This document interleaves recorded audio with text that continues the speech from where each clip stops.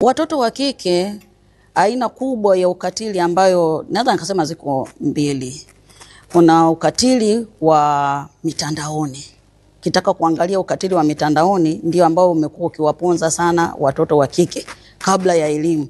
Kwa unakuta katika huo ukatili walikuwa wanajikuta kwamba mara nyingi hata ukiangalia picha za utupu zinazorushwa ni za wasichana au wanawake. Wavulana ni mara chache sana. Kwa hiyo kitu kimekuwa kikiwaponza sana wakiwafanyia ukatili wa namna hiyo. Lakini ukatili mwingine ambao watoto wa kike wanaupata ni ukatili wa kingono tu kwa ujumla. Unajua huu ni mpana sana. Kusema unyanyasaji wa kijinsia ni mpana.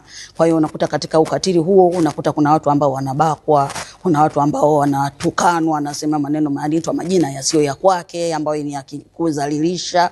Kuna mtu ambaye